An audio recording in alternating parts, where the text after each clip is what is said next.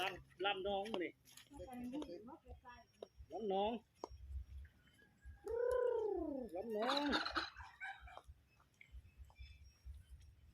นี่กับมิตรน้ำใสงานมาจับเลย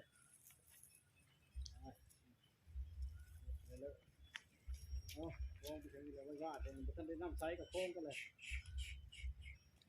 คนจะมาเขาให้ชื่อเป็ดปลามันหูโพดไรก็มันบุกไปมันจะยาก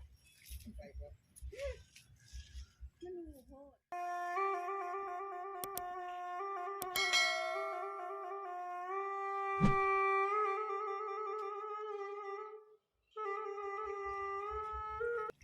คุณมาจะเร่งดีโจ้มันตะปะเลยใช่เลยปะก่อนเลยจะแก้ตัวคอยเด้อคอยโอ้ยปากกระเด้อปะถึงแล้วขาสิ มันเป็นได้นะมันคล้องเลยเดี๋ยวปากก่อนบ้านเดียวจบนี่เฮ้ยมันมุนแล้วนี่บุกอยู่ในบอลเฮจันบัดเดียวจบบัดเดียวหมดเลยคุณโอ้ยน้องเช็ดเลยย่อขึ้นด้วยนะย่อขึ้นมีดอกวะอยู่น้องแห่โอ้เลิกนี่ใช่เอาใช่ไม่ได้ปากคอเลยมันลื่นเนาะอยู่ไหนไม่นอกนี่ดิอยู่ไหน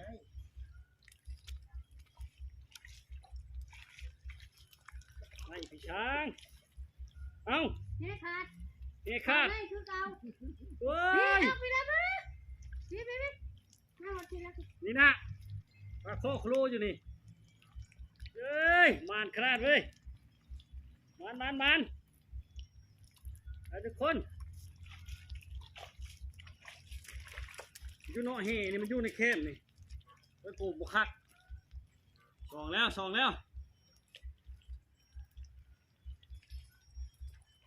ปล่อยแก่ดิแก่เฮ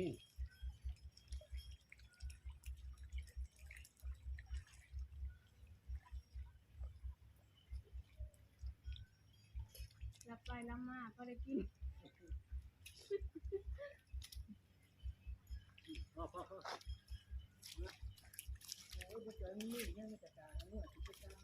นี่แต่ขาดหมกโม่อันเราเชื่อมือให้เป็ดจ้ะก็เดินกิน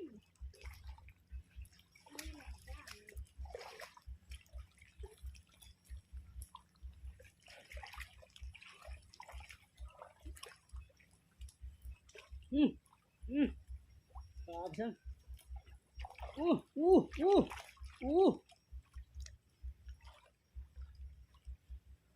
ได้เห็นซ้ำได้ซ้ำรักกลีมก็ได้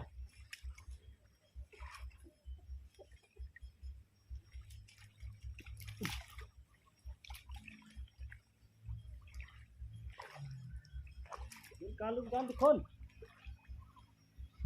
มันก็ลำป่าเนาะน้องมันแห้งแหละ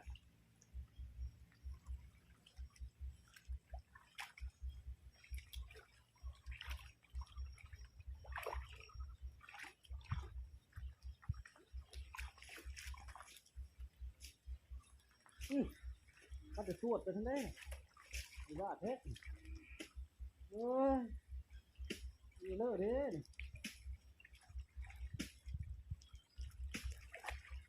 ก็จะสวดก็ไม่ได้ไม่ใช่ว่ะ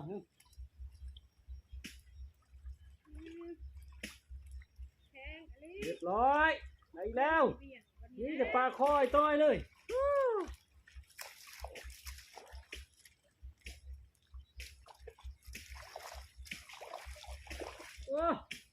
ใช่นะยุติโนะเฮ้ที่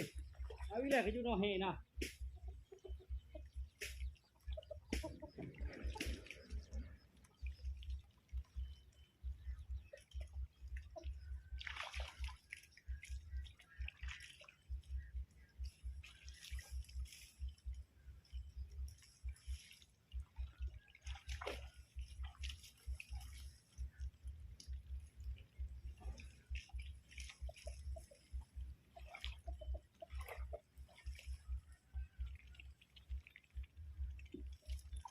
ขึ้นได้เลยย่อซอยกับเห็ดละ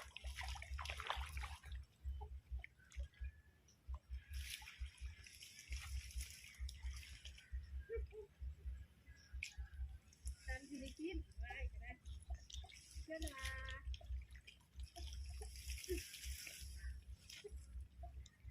มันได้เลยตุ๊กง่ายหนึ่งปลาจุโน่พี่ ครับเจ้าว่าตัวนี้เตรียมถือ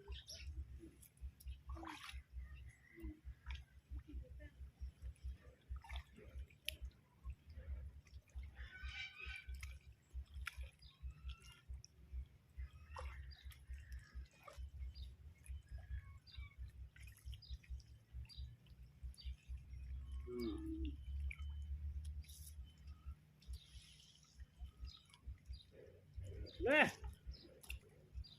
โยเฮ่พระเห็นมาเลยไปยังได้ใช่วู้ปลาจุดเตโน่เฮ่พี่ใช่นี่จุดเตโน่เฮ่ตลอดนี่นอกกี่ได้นี่เลยลาดลีลูกโกมจะมัดนองเลย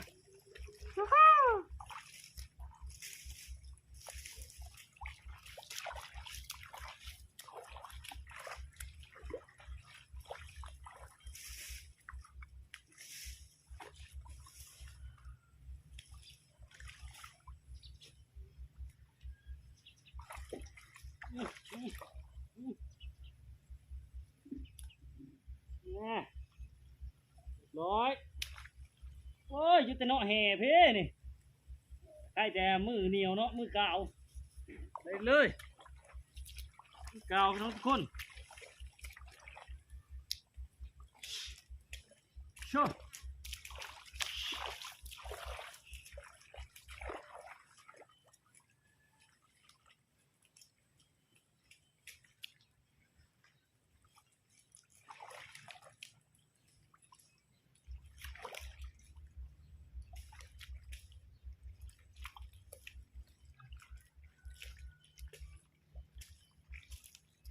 ลาดขนาดมันกันเนาะโบกู้มั้งนะ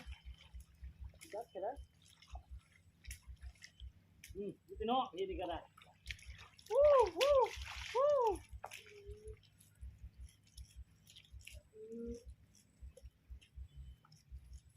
ได้ใช่ได้เลยโอ้ยไงวะจับแล้วพันรุ่นมือ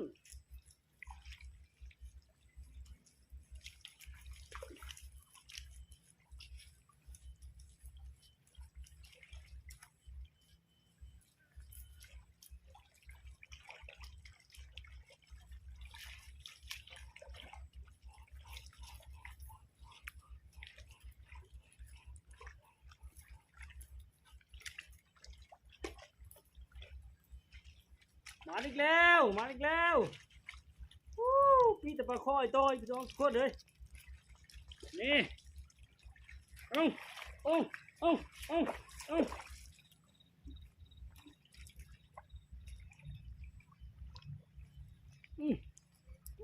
ยมาแต่รุ่นมือมาอีกแล้ว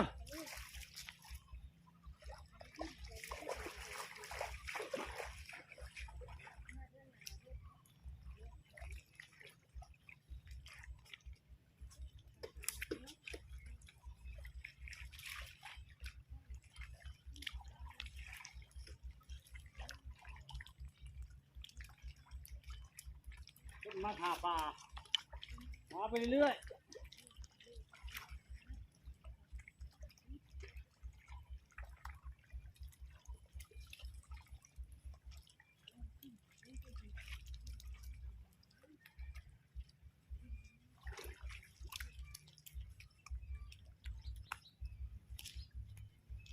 เลยตัวมันนี่หัวเห็ดหมดแล้ว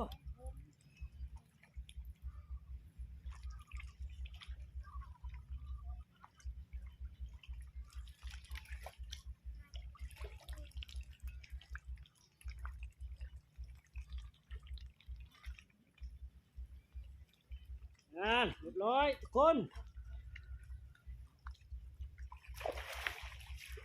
มัน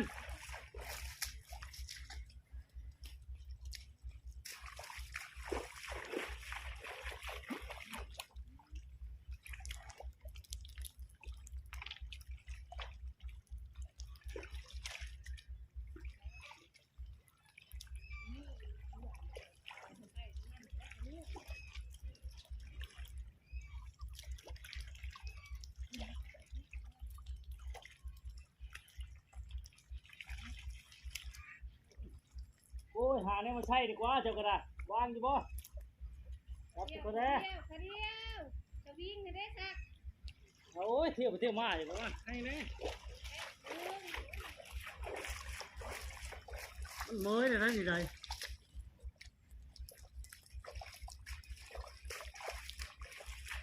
เมื่อยแล้วบ่อยเรือจะโตเลย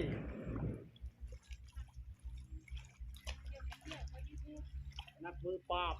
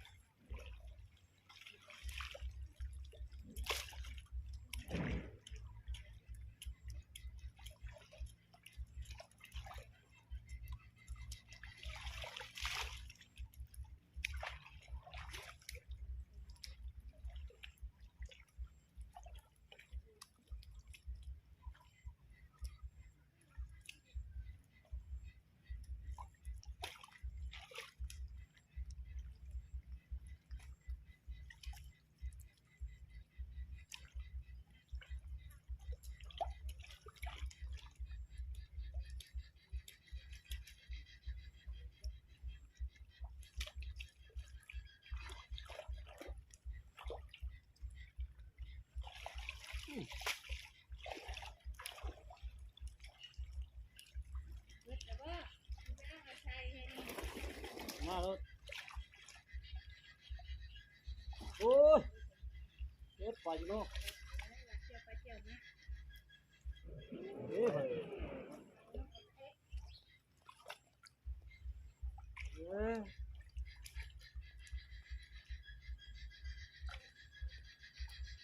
มาดึกจัง ลุกไม่เลย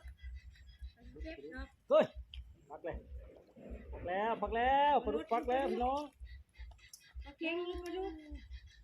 ปลาดุกมาบเลยพี่มาเอาอยู่ ลุ พี่ ก นะ คือเลิศเขาจะเก็บเองเนาะอันนี้มันได้ไล่บ่เคยพอเราเคยเก็บคือโลดดึกคือ อ่านโลด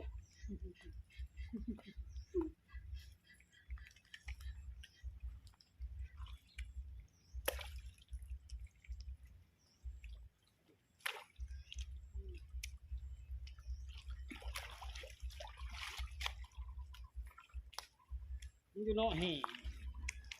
จับแห่ไม่แบบบริเข้าเลยนะมีแต่ย่อเข้าไปเรื่อยสูตรใหม่เฮ็ดแบบบ่เข้าแห่เลยมีเพิ่งป่าอย่างนี้ก็ป่าคือบ่ยังงงบ่นี่จะปลาคอยต้อยเลย มันเรียกพี่น้องมาแทะมันอันนี้ เวลาดีกว่าพอได้ติดต้นก็สีหอมเวลาก็ได้ลาเลยไปโอ้โหสินี่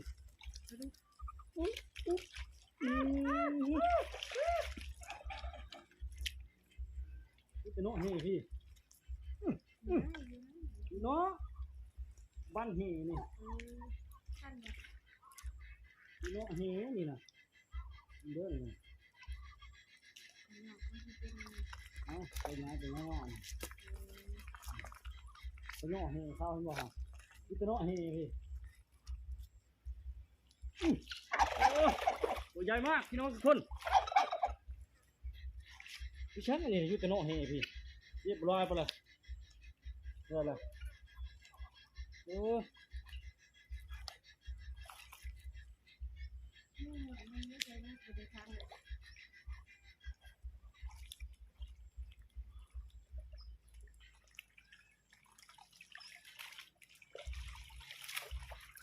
ตัดสินได้ว่าเนาะเฮทุกอย่างคือบาปสุดเนาะเฮคือเนาะเขาตอนเนาะเขาคือเห็นน่ะ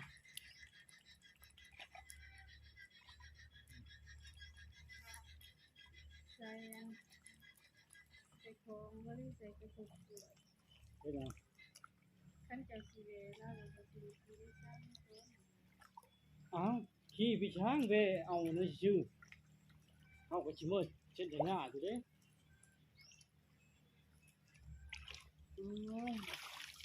เดินจังเฮ้ย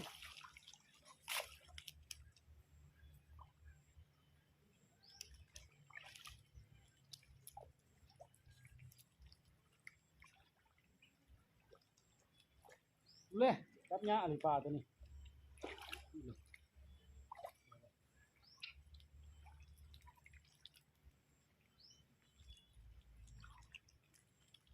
ดูเป็นนั่นมันจะลงเนาะปลาหลาย น้องดูเลยดูไปเลยมีเก็บกินเก็บที่เลยเต็มมือคนนั้นรักพักลิก ๆบอลนี่ก็นี่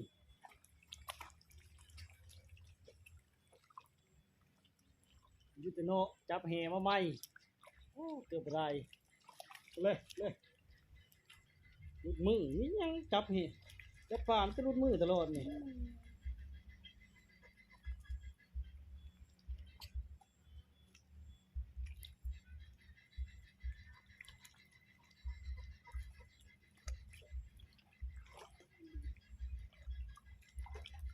เลิกเลยแล้วบ้านเนี่ยค่ำเนี่ย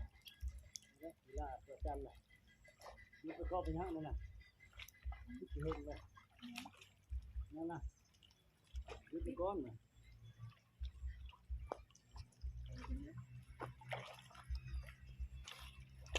เป็ดไปเข้าเป็ด